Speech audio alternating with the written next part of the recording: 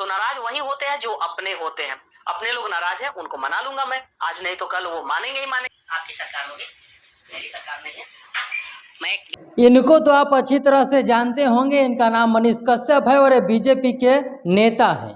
लेकिन बीजेपी के नेता सिर्फ कहने के लिए है, क्योंकि बीजेपी ने इनको धोखा दिया है और दूध में पड़ी मक्खी को जैसे निकाल कर फेंक दिया जाता है, उसी तरह से मनीष कश्यप को भी निकाल कर फेंक दिया गया है।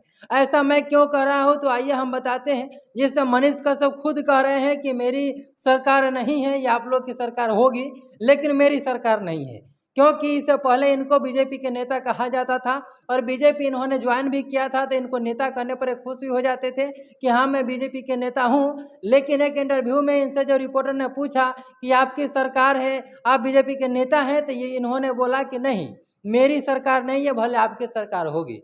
यानी कि इनके बातों से साफ साफ दिखाई दे रहा है कि बीजेपी ने इनको धोखा दिया है और ये जो चाह रहे थे वो बीजेपी ने नहीं किया है और बीजेपी सिर्फ मनीष कश्यप का मौके का फायदा उठाया है। आपको याद होगा कि लोकसभा के चुनाव होने वाली थी, उस समय मनीष कश्यप निर्दलीय प्रत्याशी के रूप में चुनावी मैदान में आए हुए थे और चुनाव लड़ने की पूरी तैयारी भी कर लिए थे और प्रचार प्रसार भी होने लगा था।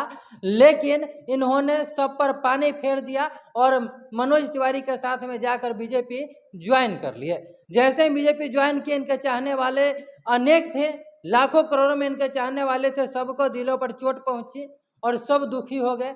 लोग तो दुखी हुए ही, इनके साथ में जो रहने वाले दोस्त लोग थे जैसे अनिकेत रंजन, रवि भट्ट, अभिनव, इस तरह से तमाम लोग जो थे वो सभी इनके साथ में रहते थे।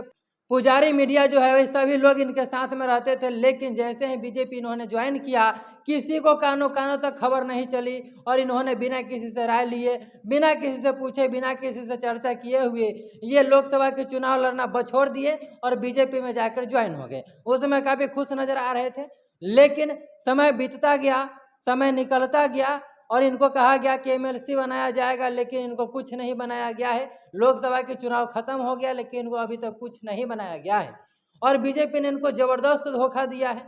लेकिन इनका कहना है कि अब हम विधानसभा के चुनाव लड़ेंगे और एक बार फिर से जनता से अपील करेंगे और जनता एक बार फिर से हमारे ऊपर विश्वास करेगी।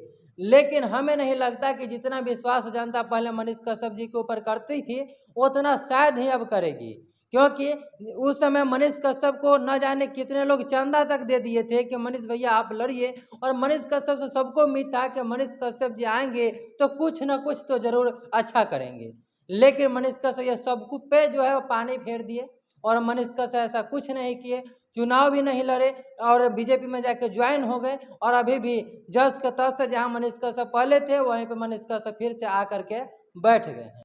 इस वीडियो को देखने के बाद आप लोगों की क्या राय है, अपनी राय कमेंट बॉक्स में जरूर बताइएगा। तमाम सोशल मीडिया पे इस तरह की खबर चल रही थी जिसको हमने अपने वीडियो के माध्यम से दिखाने का प्रयास किया है। अब दीजिए हमें इजाज़त। जय हिंद, जय भारत।